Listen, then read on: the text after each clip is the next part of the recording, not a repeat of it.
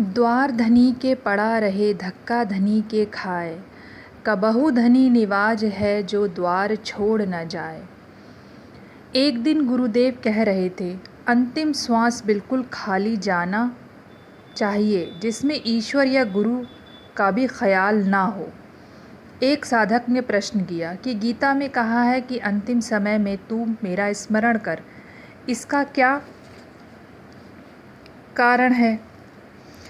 श्री पूज्य चच्चा जी ने फरमाया कि भगवान श्री कृष्ण गुरु की हैसियत से अपने प्यारे शिष्य अर्जुन को बतला रहे हैं, यह गुरु का कर्तव्य है कि अंतिम समय में अपनी विशेष तवज्जो शक्तिपात द्वारा शिष्य को बिल्कुल खाली भेजे। अतः गुरु शरीर हो या ना हो, वह अवश्य ही आवेंगे और अपना कर्तव्य पूरा करेंगे। इस अंतिम तवज्जो का नाम तवज्जो इत्तेहादी है। इससे बचे कुचे संस्कार दग्ध होकर मन की दशा चलनी की सी हो जाती है। इसमें कोई बात ठहरती नहीं, एक तरफ से आई और दूसरी तरफ से निकल गई। इसीलिए साधक को चाहिए कि चक्रों के चक्कर को छोड़कर समर्थ गुरु से अपना प्रेम संबंध ऐसा घनिष्ठ जोड़ लें कि दिन रात उसकी याद न भूलें। क्या खबर कौन सी अंतिम श्वास हो।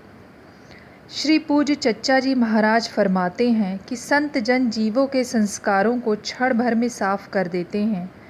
जहां आप देखते हैं कि अंतिम समय आ गया और कुछ कर्म धर्म नहीं बन पड़ेगा, उस समय मोह त्याग कर संस्कारों को साफ कर देते हैं। यहाँ एक सत्संगी भाई ने पूछा कि महाराज जी, वह इत्तेहादी तवज्जो जिससे मन चलनी की तरह हो जाता है, अभी से क्यों नहीं कर देते ताकि मन में संकल्प विकल्प ना उठें। श्री महाराज जी ने उत्तर में फरमाया कि उस हालत में जीवन नहीं रह सकता। पार होने का सरल उपाय। पूज्य चच्चा जी महाराज ने बताया है कि श्रद्धा और विश्वास के साथ यदि गुरु को अंत तक पकड़े रहें तो अवश्य ही पार हो जाएगा। श्रद्धा प्रेम को कहते हैं और प्रेम गुरु की याददाश्त कायम रखने का नाम है। विश्वास यह दृढ़ होना चाहिए कि मुझसे तो कुछ नहीं बन पड़ा, किंतु मेरे गुरु महाराज सर्वसमर्थ सद्गुरु हैं, वह मुझे अवश्य ही पार करा देंगे। अतः जो साधक इस विश्वास के साथ ध्यान, चिंतन और मनन द्वारा गुरु की याददाश्त कायम रखेगा, वह अवश्य ही पार हो जाएगा।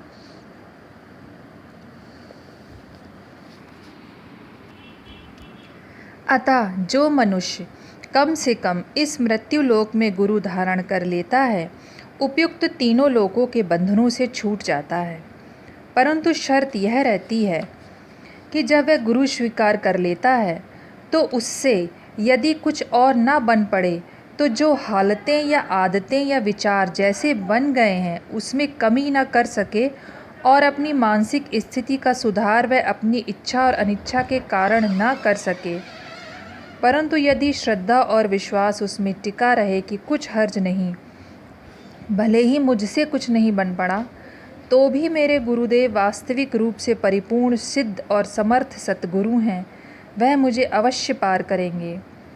तो मेरे विचार से अटल प्राकृतिक नियमों के अनुसार जो प्राचीन महर्षियों के द्वारा प्रकट होते रहे हैं, कम से कम उन ऊपर के लिखे 3 लोकों से छुड़ाकर श्री गुरुदेव महाराज के अनुग्रह से चौथे लोक में परमात्मा तक पहुंचा देगा और वहाँ भी उसका वही गुरु होगा जो मृत्यु लोक में था।